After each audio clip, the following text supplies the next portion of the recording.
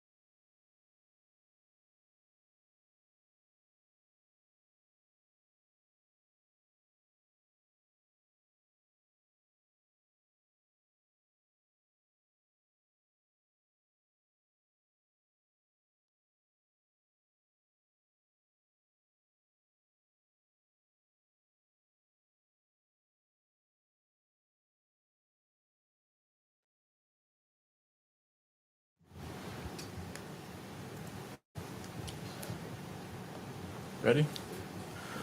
Okay, I'd like to call to order the meeting of the Pelham Board of Education of September 28th, 2022. Let's stand and say the Pledge of Allegiance.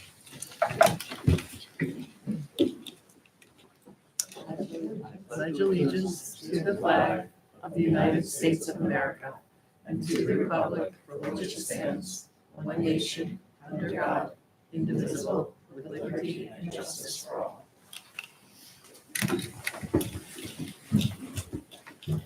Okay, and have a reiteration of the executive session motions. Yes, we entered executive session for the purpose of discussing the employment record of an individual person. Okay. Opening remarks. Yeah. So welcome to everybody. I think we're so happy to see you here, and I'm sure everyone's happy to be here. We've got a lot of exciting news. Congratulations to everyone being honored. We also, I think, have congratulations for our faculty, staff, students, and school leaders for we just found out our ranking in the niche. We're top 25 in New York State for Pelham Memorial High School. So that was great news too.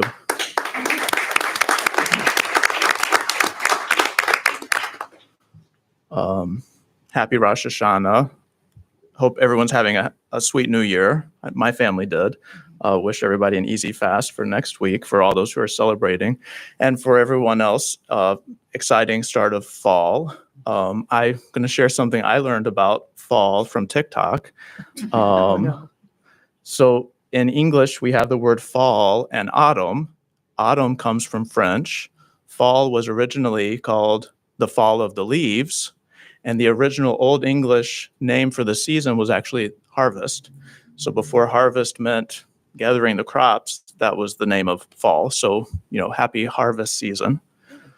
A reminder that committee applications, and we encourage anybody who's interested in serving to apply for the Board of Education committees and district committees, and those are due Sunday, October 2nd. The board and our administrative team have been paying close attention to all the state assessment results. I know parents have seen those results for their children. We're monitoring that closely. Dr. Bowman, Dr. Champ, and the entire team is looking closely at that and making sure that every student has the supports that they need, and our faculty as well, to be completely successful. We're continuing to monitor the Regents results and dive into that.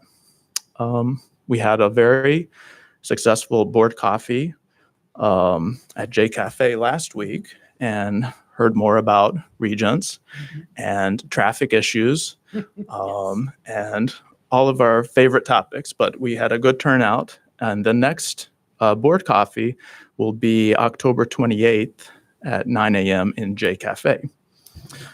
And I've said before, the Board of Education is very supportive of our faculty and administrators. I think we have some of the best teachers in New York, probably in the United States. We want to hear more from our faculty, and we're going to be working in the coming weeks, thinking about a staff survey, something like that. So that's one of the things we want to make sure that we get feedback and have the pulse of our faculty.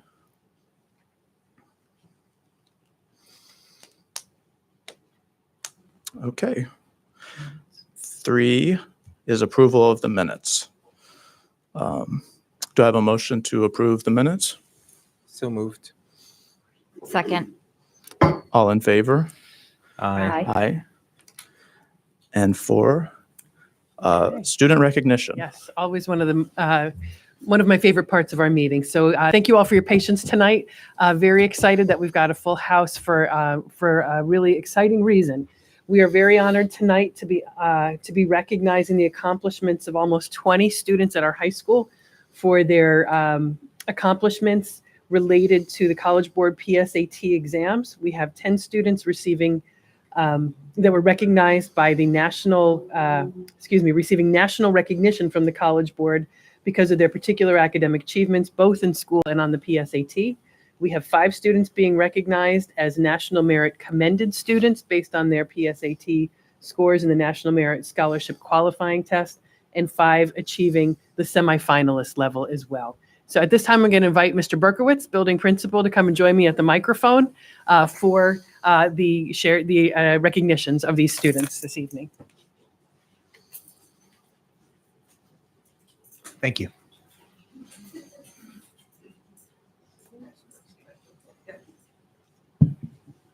I'm going to look at the board unless you need me to look at the camera. So parents and families, it's a great honor as school principal to be here in celebration of, as Dr. Champ said, these nearly 20 students. To Dr. Champ and Dr. Owen Mashan, to the board at large, to the community of Pelham, to be in a school community that has just been recognized as one of the top 25 schools in the state. More importantly, perhaps only 3 schools in the Hudson Valley to receive that distinction.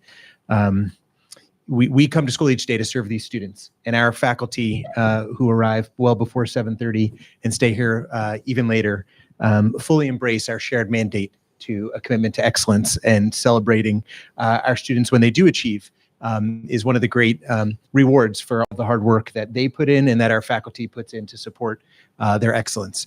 As Dr. Champ said, tonight we're honoring students whose achievement was demonstrated in a variety of ways. So our commended students, who we'll name in just a minute, scored in the top 3 to 4% of all national PSAT test takers. National Merit Scholar semifinalists performed in the top 1% of all national test takers. And the College Board's Recognition Program, which is an award for students from communities that are historically underrepresented on college campuses, acknowledges that students who perform in the top 10% on the PSAT or score a exam performance of 3 or higher in 2 distinct AP exams should be recognized. And so tonight, again, without further delay, Dr. Champ, maybe I can read the names of the students by category. So for our commended students in the 2023 National Merit Scholarship Competition, the commended students, 5 students, if you'll hold your applause until the end. First to Aoife Jeffries, then Teddy Johnson, Audrey Levinson, Sarah Toponia, who's not able to be with us this evening, and Emma Van Praag. Congratulations to them. Please coming up to Dr. Champ. Dr. Champ has an award for Aoife, Teddy, Audrey, Sarah, and Emma.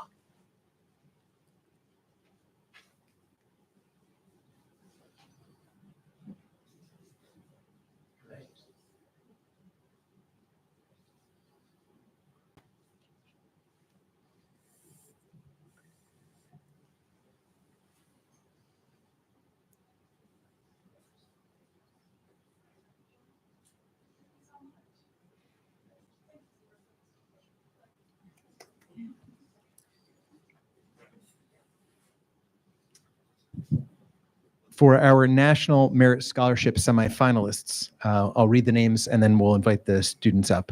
Leela Brady, Katie Brandler, Victor Chang, Julia Meyerson, and Adina Sasson.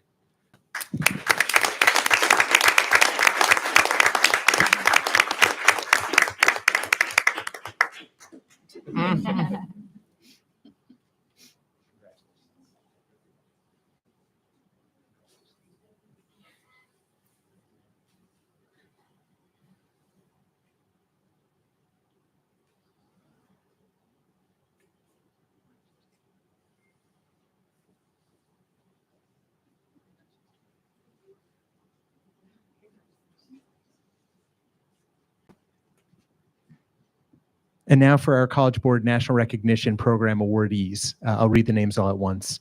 James Blackburn, Sarani Campo, Giovanni Carrion Silva, Christopher Francini, Naya Gonzalez Breen, Audrey Levinson, Matthew Michaeloff, Milan Otandi, Genevieve Pereira, and Ian Urquhart. Congratulations. If your name has been read, please come join us.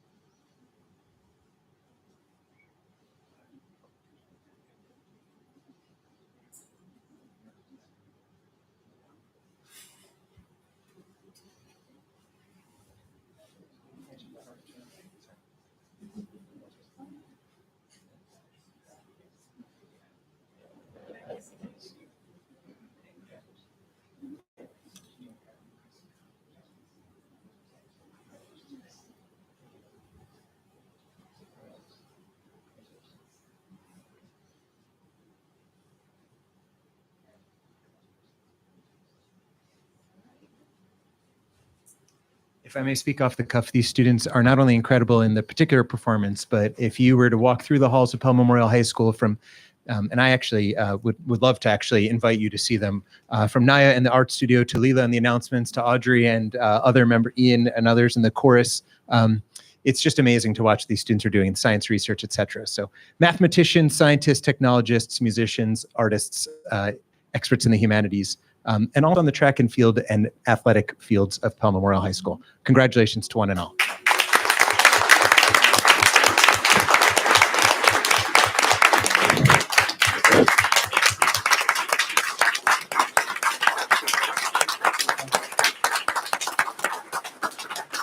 And again, congratulations to all. We'll take just a pause here in case any of you want to take some photos and then maybe depart to go do the homework that we all know that you have to do on a busy school night. But again, congratulations. You make us so proud. Thank you for all of your hard work, your dedication to excellence and to making your school education the best that it can possibly be here at Pelham Memorial High School. So congratulations. We'll take a brief pause.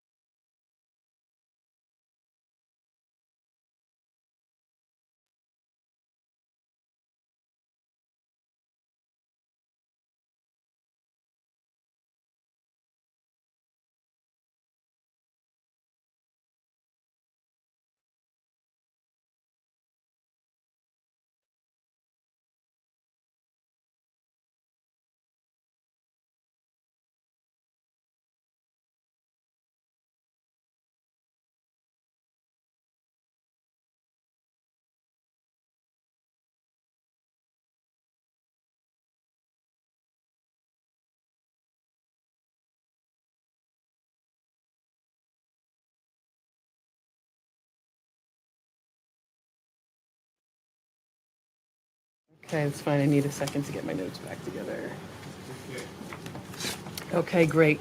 So thank you all for being here tonight. Really exciting to be able to honor these students. We continue to see incredible accomplishments for the high school. I'm not going to repeat everything Michael said, but I do echo everything he said as far as the accomplishments for high school and certainly the well wishes to folks for the holiday and for all the exciting things that are going on. Where shall I begin next? Just got to adjust my notes since we said some of the same things. So, since we're talking about high school, just a quick update. We are still in the process for searching for the assistant principal for the high school. So we've been accepting applications. That is closing shortly. We've been accepting applications for the assistant principal position at the high school. And that will close shortly. We've been reviewing resumes and we plan to start screening interviews as early as next week. So we're looking to move that process forward in the hopes of having someone to the board to appoint in November to provide a suitable time for transition. Thanks to Mr. Lepreen, who's been doing just a phenomenal job. I think all of us, the administrative team, have had the chance to visit the high school and middle school, all the buildings, but speaking specifically of the high school, multiple times since school started, and it's like running like a well-oiled machine, which is great. It's thanks to the teachers, thanks to the administration, who have really set some very great expectations, a really positive tone. Thanks to the students who have adapted to the changes. We students were asked to carry and wear IDs on lanyards this year as an added safety step, and a lot of students are doing it. They understand the need and the value, and I'm just incredibly proud of them for doing that. Also adapted to a lot of the different changes. So it's been a really nice, positive start to the school year in all buildings. But again, thanks to Mr. Lepreen for his work there. Another, I think, one super positive thing that I think that we've all experienced has been to finally be able to welcome our parents back in for open houses. Over the course of the last couple weeks and finishing out in the week ahead, we've been able to do in-person open houses and to have parents in schools, in many cases, who had literally never set foot in their child's school building or classroom because of the way that the pandemic played out. Those parents coming into 8th grade back to school night their families had never gotten to experience them in the middle school, and most of the high school the same way, just because of the way the 3 years had been impacted by COVID. So it was wonderful, a lot of smiles, a lot of hugs, a lot of people who hadn't seen each other, just neighbors and community members. And then for us to get a chance to reconnect in person was wonderful. I may have mentioned it before, but I think it's worth mentioning again. We're really putting our focus on trying to reconnect in person as much as possible this year with families, with staff, with students, because we recognize the value of those connections, especially when it's something meaty or substantive or hands-on. So like our upcoming curriculum nights, for example, those are going to be in person because we really want that full engagement and connection. We are still trying to strike a balance of accessibility through remote meetings when it's something that's just more informational. Our PTA council meetings, for example, those are going to be held virtually because the attendance and accessibility was significantly increased due to the virtual format.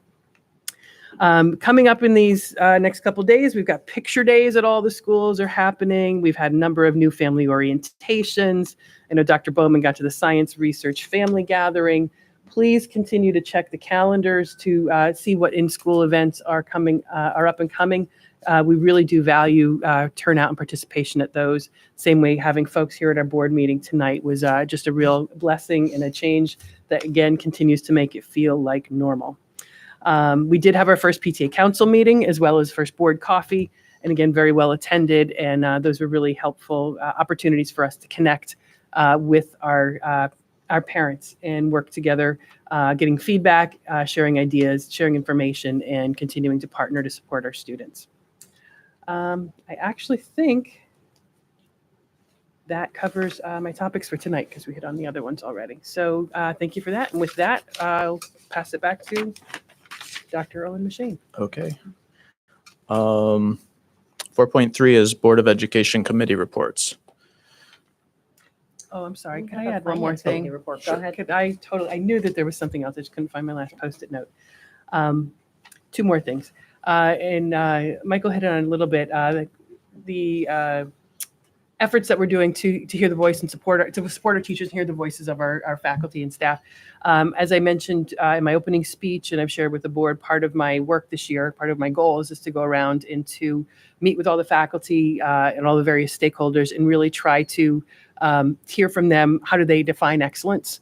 And this is all leading towards our December work session. So I've already started those meetings. I've met with a couple faculties and departments, and it's really been great conversation just to reconnect again face-to-face with faculty that I may not have been able to connect with in the same way. So we started some really great conversations, and I look forward to continuing those, to meet with all the elementary faculties, all the as faculty meetings, all the high school departments by department, culling that information together. I'll also be setting up a parent meeting to do the same kind of thing. And also trying to meet with some students as well between now and December, so that when we come to December, I can synthesize all that and share that feedback with the board as we work to really recenter, refocus, and focus again on our vision and mission. And finally, I did want to make one more comment too about last night. We did put out a notification, really is it more of an abundance of caution and really wanting to be transparent about potential safety issues. We did not experience any calls of the nature that I referred to in the email, but there was information provided to us that other schools were receiving those types of communications about potential active shooters in the building, which were fraudulent. And they tracked to some overseas source, is the best of the knowledge. So they haven't been real, but just wanted to make folks aware that we're aware of those trends, that we work with Alteris they keep us informed about those.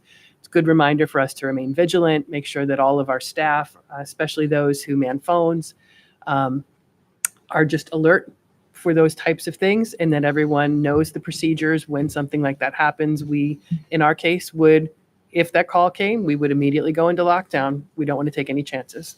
We go into lockdown, contact PD, and then we would work it through to make sure that everyone remains safe. So just didn't know if there's any questions about that or any feedback. We didn't get too much feedback today other than folks were thankful to know.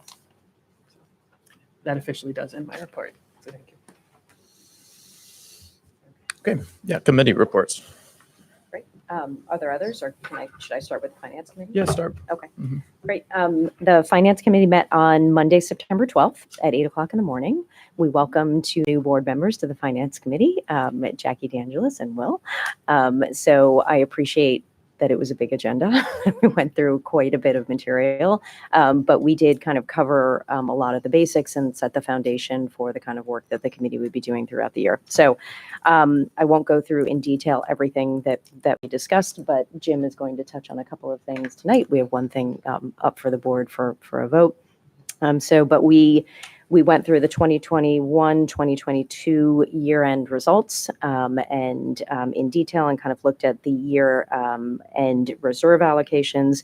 We also talked a bit about GASB 87, which is a new accounting regulation that we need to comply with, which is not a big deal, but it was something new for us this year. And it basically relates to how we treat our leases and our lease payments from an accounting perspective. So we reviewed that.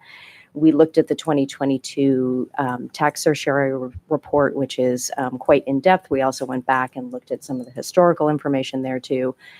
We talked through the fiscal management and financial reports deck, and the committee got a lot of information on the different types of financial reports that we have, and quite a bit of a number of slides that we all went through, and there were questions that were answered. That information will be shared with the full board as well too. And then we did a little bit of a deeper dive on our reserve funds, different types of funds, balances in those funds. Again, information that will also be shared with the full board. And then what's in front of us tonight to vote on is the base proportions from the tax assessor. So Jim will give a little bit more detail on that, but it was a very full meeting, and look forward to the rest of the year. So any questions? I know I covered that quickly. In an hour and 20 minutes. Yes, it was done in an hour and 20 minutes, more or less. Great, thank you. Sure. Do we have any other committee meetings? I don't think so. Okay, You said that committee applications are due by October 2nd. Sunday. it's a Sunday night, Yeah. I think what the email said. And when do you anticipate that will inform the community? Well, the I've placements. asked Alex to print out all the applications. My hope is to review them early next week with the cabinet members, and then hopefully if we can find some time on the calendar for Michael and I to sit and review those either end of next week, ideally, or early the following week. Sure. So I'd say by mid-October, Okay. folks should be notified, because I know there's a lot of committees that we want to get up and running Yes. very quickly. So. Sounds good. And before Dr. Bowman starts, I meant to add one more thing. I know the board knows what these are, but I just wanted to point this out. On your desk is a book that's, we wanted to share this with the board. This is a book that the administrative team is going to be reading and doing a book study on together. Dr. Garcia is going to be leading that work with us as part of the leadership development. We did a vote during our retreat, and this was the book that surfaced. We thought with everything that we've been talking about recentering on vision and on mission, and even in communications, sharing the why to help set the context in communications, we thought this would be a great pairing to that work. So just wanted you all to share that, to have that and Thank enjoy that along with us. I was excited because I saw in your report this book Yeah. mentioned, and I was going to order it myself. So thank you. Great. Okay. So 4.4, Assistant Superintendent's update on authentic learning. So an update on the district goals. We are finalizing the last part of the overarching goals, which will be submitted to the board by the end of the week, this week, so that you'll have those. From there, we're working with building administrators as well as district coordinators and directors on finalizing their individual goals. And so those will be reviewed by us internally. We, as Dr. Champ mentioned, on September 14th, I had the honor of attending our science research family gathering, and it was an unbelievable event because it was student run from top to bottom. And what happens at that evening is that students and families who are new to science research are given the opportunity to really get an understanding of what the science research program is all about. And what's clear from the beginning to the end is that there is no limit to what students can study. And less important is the outcome, and more important is that they learn to think and act and behave like scientists, like researchers.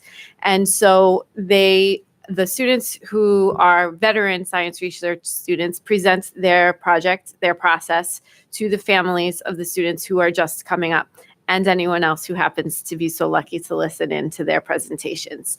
What's very striking is how much the kids have learned about the process of science and how it's not just find a problem, solve a problem, but rather sometimes the question that you ask initially isn't the question that you're ultimately going to get an answer to, that there is sometimes a data-rich environment and sometimes there is a data-poor environment. And so your research question may be changing based on whether or not there is data available for you to ascertain the answer to your question. Sometimes throughout the projects, students understood that the availability of a lab in which they could go and conduct their research really did have implications on whether or not they could continue the study. But all things being told, at the end of the day, the perseverance and the resistance that these kids are really learning and developing and the hunger with which they keep going at it was just amazing. You can tell also that this is a whole family and community affair. Because the parent organization that supports our science research program is phenomenal. There were parents there talking about the hours that their children would be putting in. Make sure that you send them so that we'll feed them dinner, but they might not come home until midnight, not anyone batting an eye, knowing that they'll be back in at 7 a.m. Ms. Beltakis talking about how these kids are really not just science research students, but they're also your academics in every other discipline. They're our athletes. They are our artists. They're essentially the same profile of students that we celebrated earlier, but also they are students who have piqued interests in particular areas that they're working on. And they're not necessarily focused only on what we would consider traditional science, but social sciences and anything that a student wants to study, they find their place under the umbrella of the science research program. So for me, that was phenomenal to be able to see how much commitment our faculty, our kids, the whole high school program has to making sure that we provide for those students. So professional development, we are in full swing with our professional development calendar.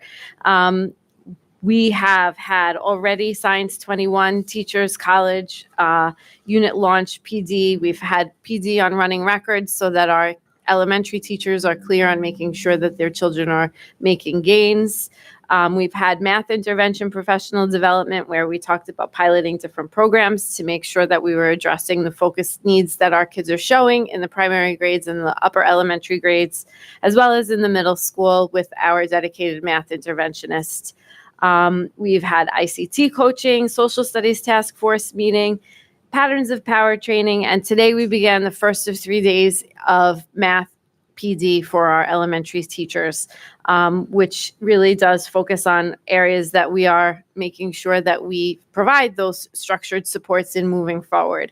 Early data analysis from the New York State assessment results do indicate that there are needs for interventions for our students, and that there are many different levels of need for different students, but globally, we are looking to facilitate a way to make sure that we get those needs addressed. One of the things that has come up is that we currently and traditionally have provided the bottom 20th percentile of students with interventions in reading, but the bottom 15th percentile in interventions in math. What we're looking to do is to make that an equal playing field so that we have 20 and 20 moving forward. And of course, there are some outgrowth needs that we will address and I will bring forward to you moving forward as well. Looking forward to the full October 11th work session where I do present the data on the 3 to 8 assessments in math and ELA as well as science, and the full Regents data as well. We have coming up some very important curriculum nights, as Dr. Champ mentioned earlier. October 3rd will be our K-2 curriculum night. And so that's an opportunity to come out and find out a little bit more about what goes on in a K-2 classroom, what you can expect as a family in terms of learning and growth in the classroom. And then we have on the 17th, the curriculum night for our 3 to 5 students. And so those are 2 things that we're very happy are back to being in person and in buildings. And we encourage families to come out to those. Our directors have been working really hard to make sure that the program is very informative, but also very much family friendly so that there are takeaways that you can bring home to help with supporting your kids from the home. We've been very busy and I hope that shows, and we're looking forward to moving on to the next season of Harvest. Thank you. Any comments or questions? Okay. Next is 4.5, Assistant Superintendent's Update on the Whole Child. In the world of special education, all the special education classes and programming are off to a great start. The related service providers finalized their schedules with pretty much within the first few days of school, and all of those sessions are underway. Classroom visits indicate that students are happy, they're settled in, and the supports are in place. We have already had our first co-teaching sessions. So on September 21st, our elementary consultants spent the day with our integrated co-teach 3rd, 4th, and 5th grade co-teaching teams. She observed classes and then worked with them in their teams during their planning time to support co-teaching lesson planning, which is new for those teams. The coach shared with Dr. Ribeiro how pleased she was with the co-teaching's commitment to the concept of co-teaching and their progress so early in this process. They're focusing on how to successfully implement the co-teaching models and identifying what model is best suited to the content and lesson delivery. Our secondary co-teaching coach also met with the 6th grade on September 14th. During her visit, she also did classrooms observations, met with building administrators, and spent some time meeting with Dr. Callahan so we could do some focused work on math co-teach classes. Due to the many new staff hires at the secondary level, both on the elementary and gen ed side, we felt it was important to make sure that we were providing support for those co-teaching teams and the models at the secondary level to make sure that we were continuing to provide a focus on best practices. The secondary coach also shared with our secondary supervisor, Greg Lau, how impressed and pleased she was with what she saw, especially considering these are new co-teaching teams. Dr. Ribeiro, Mr. Lau, and I attended the SEPTA's first meeting of the year on September 12th with Mr. Trevis, which was a great event. We met parents from varying grade levels and had the opportunity to informally connect during their mocktail meet. At the next meeting in November, Dr. Ribeiro, Mr. Lau, and I will present on the special ed continuum in the district and share information with parents about the CSC process, 504s. We'll touch a little bit on MTSS and how that relates to special ed, and IEP basics.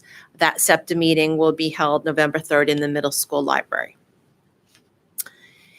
In the area of wellness, our newest support staff members are our middle school and high school social worker, our new elementary psychologist at Colonial, and one of our psychologists who was at Cy-Illinois last year on maternity leave, all started a new cycle of 4-day DBT training, and they'll be finished by mid-October.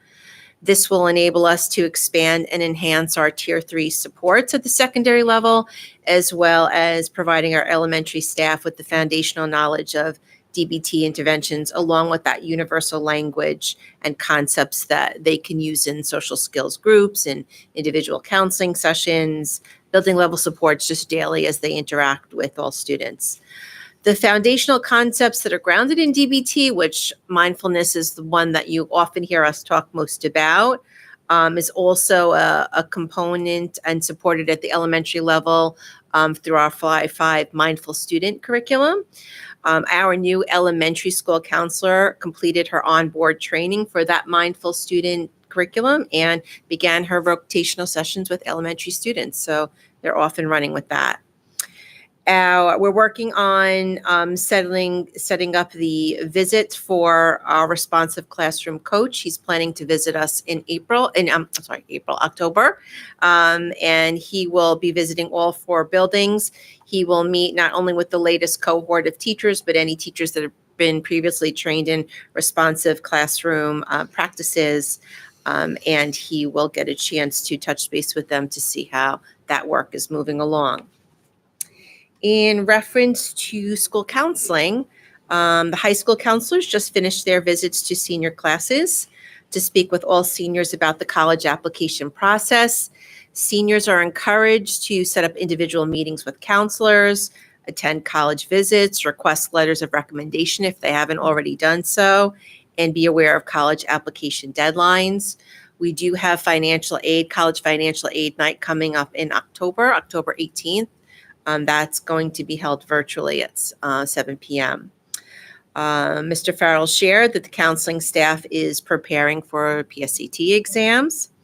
He also reported that the period for schedule change requests has closed and noted that there's almost a 50% decrease as compared to last year with students who requested schedule changes. So it seems like kids picked their schedules, were happy with that, probably got what they requested. So that's a good number to know that there's improvement there. Mr. Farrell also attended the National Association of College Admissions Counseling Conference with another one of our school counselors, which was held in Houston, Texas. It was a 4-day conference, and it's a great opportunity for our counseling staff to get to see colleges in other parts of the country. I believe they were able to tour Rice University, which was great.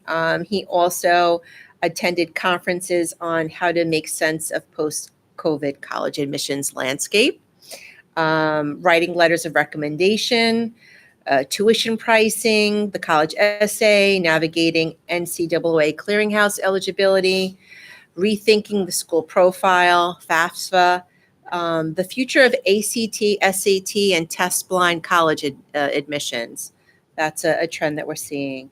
He also attended the Big Ten College Reception, the Northwest 5 College Consortium Reception, the Northeast College Reception. So it was a great opportunity for the counselors to reconnect with the colleges across the country. The high school MTSS team is up and running. I was able to attend their first meeting just to get a peek into the MTSS process at the high school level. That team is reviewing their MTSS process and procedures, inclusive of how students are referred, what data will be reviewed, and tiers of support. And just lastly, in the area of nursing, I did meet with our nurse coordinator on September 15th as part of our monthly meeting cycle that we will be going through. The beginning of our work will focus on compliance and ensuring that the nurses' offices are up to date with all required documentation that's needed to begin the school year. We plan to work on standardizing our documentation across all of the offices and looking at the ways that we're documenting information, maybe streamlining that, and the continued development of a nursing manual that will standardize the practices and codify the procedures, making it seamless if there ever needs to be a nurse sub in one of our buildings. The nurse coordinator also is planning to meet with our athletic director, Mr. Hodge, and the district trainer, just also to make sure that she's aware of all of the athletic health practices and protocols, and that the coordination between the athletic department and our nursing department is seamless as well. And that's what's happening in PPS. I have a quick question. Will the Fly 5 curriculum be reviewed at curriculum night I think it's next week? I don't know if that is something that is specifically on the agenda to be reviewed. I do know that from what I understand, the principals at each building level have sent out information about Fly 5. We are working on putting something on the curriculum webpage that will describe a little bit more of the mindful student component of the curriculum. I actually shared that information with Alex, and it's ready to go up. And I think in Colonial, Jackie Ferris, who's our school counselor, the way she communicated information for open school night was through a video. So each building, I think, is talking as well at their open houses about Fly 5. Okay, thank you. Okay. Any other comments or questions? Next on the agenda is human resources. Yeah, We- Dr. We'll just skip that. Yeah, with Dr. Garcia out. And 4.7 is Assistant Superintendent's update on finance and facilities. Hi, thank you, and good evening. Follow up on the Finance Committee meeting, pardon me, that we had on September 12th. We discussed all of the things that were previously mentioned, and in addition, the one item that's to be acted on this evening has to do with the base proportions. If you think of the base proportions, when the school district approves a budget, they send a tax bill to the town tax collector and asks them to collect what we need to raise in revenue to support the school budget. To do that, you have an assessment roll or a list of properties that you tax. And Pelham is unique in that we have homestead and non-homestead properties. A homestead property would be like a residential property. A non-homestead property would be like a commercial property. So we have a unique opportunity to choose one of two assessment rolls, the 2021 assessment roll or the 2022 assessment roll. And if from the backup material that the town assessor has shared with us, there's small differences, but really the difference is if you add up the homestead portion and the non-homestead portion, you'll see it adds up to 100. So it's a percentage of the total taxes. And we're recommending, and the committee recommends too, that the board select the 2021 assessment roll, which has a slightly lower tax burden for homestead properties. So as you see, it's about 81% in 2021, and in 2022, it's 82%. So a slight variance, but every little bit to help the residential or homestead property owners. So that's just one of those items that we discussed in the meeting. We do this every year. And every year I try to give an explanation of really what this is about. And I think that's part of all the revaluation that's done every year at the town level. We also did spend some time about the year end and closing out the year. We're trying to set up an audit committee meeting, hopefully for next week timeframe before we have the next meeting, because at the next meeting, the district's auditors, the audit partner will be here to present the year end financials to the board. So for the board's approval, so we could submit the final audit to the state. And that's part of the final closeout of our books for the 2022 school year. So we're excited about finishing that up, especially because we're an easy month into the school year and 3 months into our fiscal year. So it's nice to finish one and move along. Let's see, on this evening's agenda, there's an item for a contract extension for KG&D. KG&D is our architect from our 2018 bond.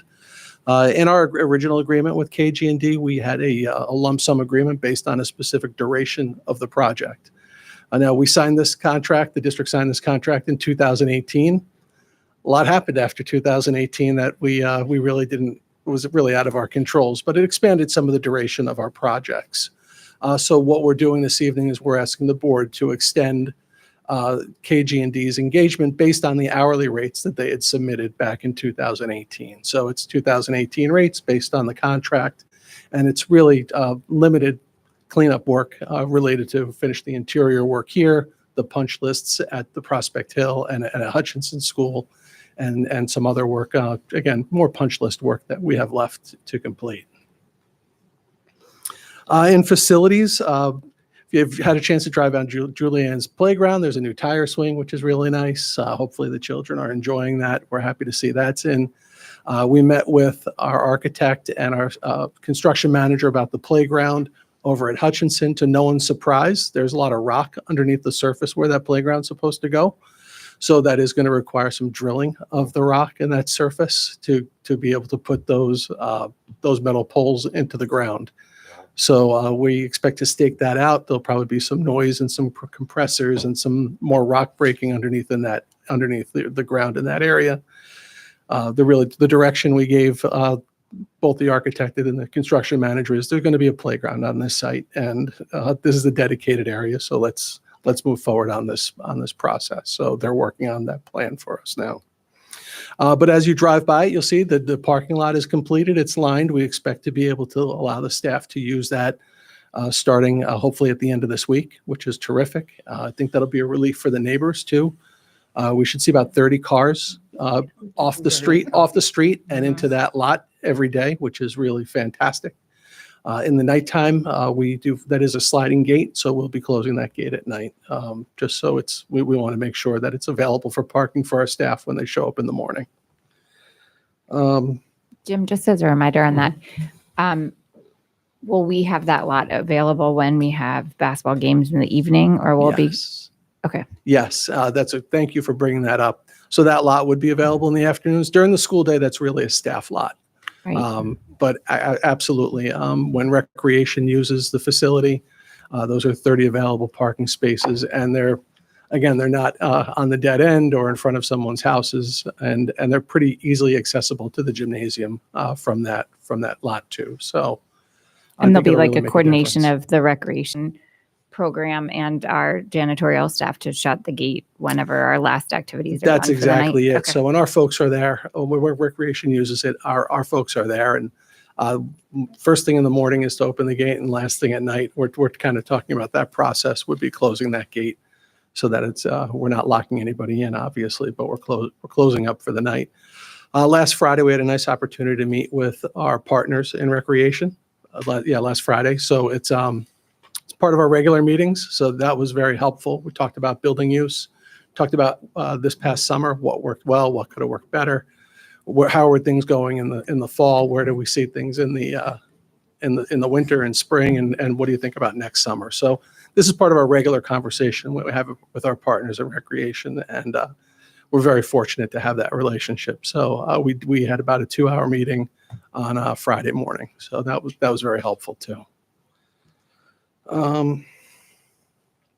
In my packet to the board, I provided some information on how to kind of read all the financial reports that the board has shared with the board, and you're asked to pass at different meetings. I know you're provided with a ton of information, and I hope you find it as a useful resource.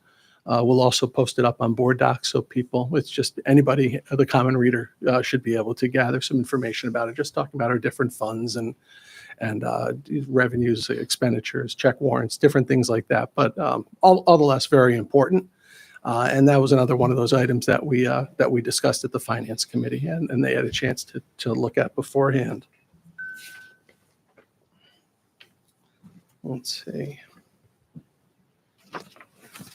Elsewhere in facilities, the work at Pelham Memorial High School continues. The ceiling grids are up, the walls are up, which is terrific. They were a little noisy yesterday morning, and I apologize to the neighbors for that. And we made sure that the contractors were aware that they need to keep their noise down in the morning. And again, we remind folks, and then different people churn in, and then we've got to remind the new folks. But this is part of what we want to do to be good neighbors. At Prospect Hill, we're fortunately enough, the spaces are occupied, but we're working on the punch list so we can close out that project. And the field is wide open for use for everybody.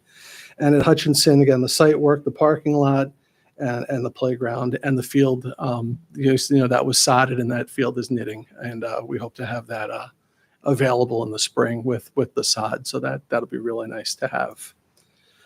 We have a nice opportunity for some personnel action tonight. We've got a promotion of one of our custodians. So when that comes, you may see him come up, and I asked some of his coworkers to come up too. So if you see some blue shirts coming in, nothing's broken. They're just supporting. They're supporting him here, and we're really proud and excited for him. So, like I said, when you see that happen, I promised him I wouldn't ask him to speak tonight. So. But we're really happy, and we're really fortunate as a district to be able to promote somebody who's been with us and has been really successful in his job. So that's really terrific. Let's see, I talked about facilities, the capital bond. And lastly, we received our responses for the legal services RFP today. The deadline was today. So what we'll do is I'll meet with Michael, and we'll go through the process of the respondents that we had, and How many? go through a process. So we had 6 responses, Wow. which pretty good, robust response. Fortunately enough, just prior to the RFP going out, we received a survey of school districts and who their attorneys are. So that gave us a list of who to send it out to. So we sent it out to everybody that was on the list of the survey that we had received. So that was good to see. So we'll go through them again. I think we'll put together a process, but I think the general process is you want to shortlist it and then have interviews, and then the board will have an opportunity to have those interviews and make a final selection if that's the direction the board chooses to go. So it doesn't compel you anything. Yep. And I think that is all I have for this evening. Thank you. Just a somewhat random question. I saw that the Mount Vernon Stadium is now open. They have their Yes. first big event. How if at all, does that impact us? Are we coordinating schedules? Because it's right across the street from Glover. Absolutely. And that was an item we discussed on Friday with Recreation, because last week's game was a 1:30 game. Yeah. And we were curious and concerned about whether or not there would be a spillover impact, in particular, onto the Target parking lot. So in this case, Mike Iannuzzi had a chance, and he was at Glover Field. We didn't see any spillover into that lot, but we have some plans in place, whether we have to close it off or gate at different times if there's bigger events at different times, or staff the lot at different times to make sure we have available parking for folks who are using Glover. But it's something we're keeping an eye on. At that meeting, we also talked about reaching out to the recreation counterpart in Mount Vernon. Yep. Also looking at it's kind of interesting. It's really where about 3 or 4 jurisdictions come together in a law enforcement way too. So you have Mount Vernon, Pelham Manor, and Pelham, and then the county certainly spends a lot of time there too, coming on and off of the Hutch. So there's really a lot of interjurisdictional coordination that has to happen at that particular location. So we're keeping an eye on it. We were pleasantly surprised with what we saw on Saturday. Again, our first approach was, let's see what happens. And from our observations, this is what we saw. Now, other people may have saw that too and said, wow, there's nobody parking there. Next time I'm going to park there. That's the easiest place. Right. But we have, it's kind of we're going to be prepared to take action if we need to, but we're just keeping an eye on it. And they really did a soft opening in this case. So we'll see. But we are definitely, like I said, I think we're keeping an eye on it, and we are aware of it. Ian, my brain was in sync with you because that was going to be my question. Every time my car's on autopilot to Glover, and I'm there more often than maybe home these days. And I kept thinking as I watched that stadium go up, what are we going to do if there's a big event? And there's a big event at our stadium as well. Do you have any sense of whether or not there'll be we'd ever have night games at the same time? I'm trying to think of some of those. I mean, we always have cars coming in and out of Glover, but when our parking lots are most crowded. Absolutely. I mean, think about a football game, not this past Friday, the Friday prior, working with safety and security and the athletic director. I think we did a pretty good job coordinating the effort, closing off the gates so we didn't have too much congestion down in the parking area, keeping up open fire lanes for public safety, which was a request from our public safety partners, and encouraging people to park around here and then walking over to Glover, because that would just be less congestion in that regard. And then also at the end of the game, making sure Village of Pelham is aware the game's over. There's going to be some crossings, pedestrian crossings over out by Colonial at the traffic light. So just kind of making sure everybody's aware. There's no doubt there's going to be crossover times, and I think the new facility seats 3,900 people I know. at Memorial. So it's a large site. Yeah. It's pretty impressive. Bigger than looking. some college facilities. Yeah. Oh, and I'm sure there will be colleges that Oh, will yeah. that will again Oh, yeah, seek they're it going to be out. renting because it's going to be a revenue source for Yes, them, Yeah. right? Yeah, they'll be renting. And what's their parking capacity? I'm not exactly sure what the capacity is. I understand they have the ability to. This is what I've been told. Yeah. You can park in the garage where the Best Buy is. Oh, Best Buy. And That was one The of top of the original Target one, thoughts the I think. second behind floor, So not the the ground second floor of floor. Target. I think Do second dual floor of purpose. Target parking garage. Yeah. But I have Mhm. no idea what the capacity is. Right. I mean, it's sure. great to see it finished. Oh, it looks a lot better than what was there. In the same way as frustrated as I get when I'm going down that skinny road by Glover Fields in and Oh. out. I'm so happy to see our field bustling, but we Yeah. probably need to get people to park over by Friendship more often. Our well, fields we are do get- crowded. They're going to be crowded, but Absolutely. it's good to And see all the work done. there will definitely be those types of nights as far as Section 1 goes for football type games, as in years past. I don't, the athletic director doesn't see that happening. Of course, not this year. That's already been set, and they'll see what the future years bring. Even when it wasn't a good field, people wanted to play there. Now I can only imagine what people will want to do. It's fantastic. Thank you. I do have a question on motion 6.5. That's not new. That's just an update to an assisting position from last year. This is on the MOA for the Teachers Association. Yes. It's just So Dr. Chan. it's clarifying. It's not anything new. It's just specifying a middle school club and a high school club. Okay. Yeah, they've existed before, but this is just making the language clear. Okay. Thank you. See if we get Francisco. Okay. 5.1 is communications and comments from the public. Anyone else? No? Okay. All right. So 6 is financial reports and motions, which we just sort of discussed. Are you calling the team to come up? I threw a note out to them. Okay. Okay. Well, that doesn't come till 7. That's, Yeah. Okay. Maybe we could vote on 6.1 motion to adopt the 2022 adjusted base proportions for the Pelham Union Free School District on its own. Do I have a motion? so moved. Seconded. Okay. Any comments or questions about this? Again, we're taking the option that has the lesser impact to the taxpayer, to the residential For homestead. taxpayer. All in favor? Aye. Aye. Any opposed? Any abstentions? No. 6.2, motion to accept BOCES final form AS7 contract for 2021-2022 expenditures. Do I have a motion to consider this? So moved. Second? Second. Okay. So this is for BOCES services, the final of our BOCES bills and services from fiscal year 21-22. This is probably the second to last item you'll be voting on for the 22 budget. The next week, hopefully being the acceptance of the audit, the external audit. So we get continuing bills from BOCES up until the end. And this is just another adjustment to the billings for fiscal year end 21-22.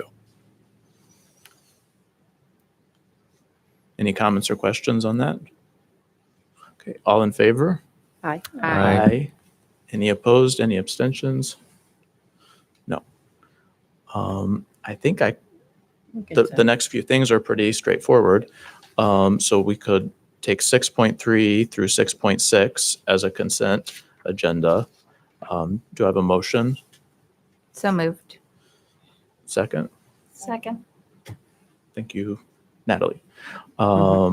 Any comments or questions? Okay, all in favor? Aye. Any opposed? Any abstentions?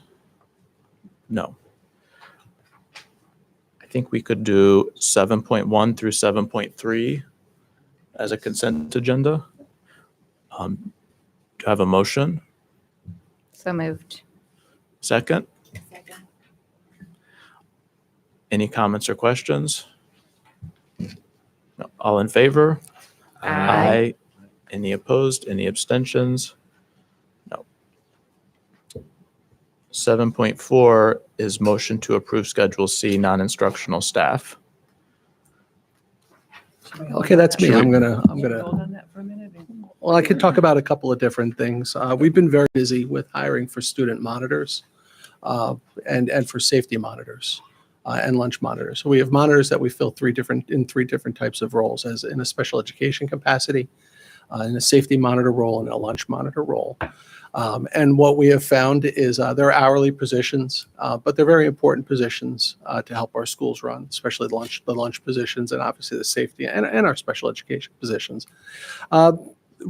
And there's some turnover. People take the jobs for different reasons. They want to come into our school district. They're recognized for being very good at things, and they move on to other jobs within our district, or they move onto other jobs with other districts.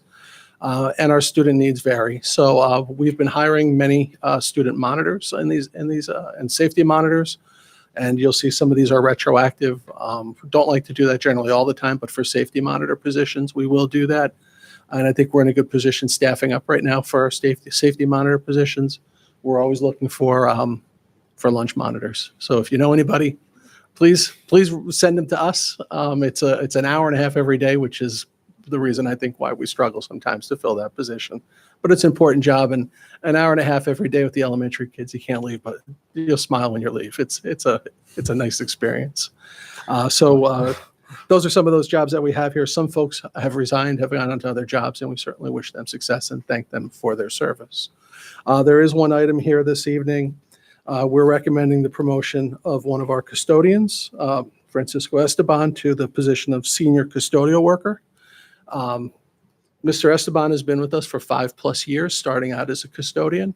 For just about the last year, he is voluntarily, at our request, but at his acceptance, worked in this position in an acting capacity in a very successful manner.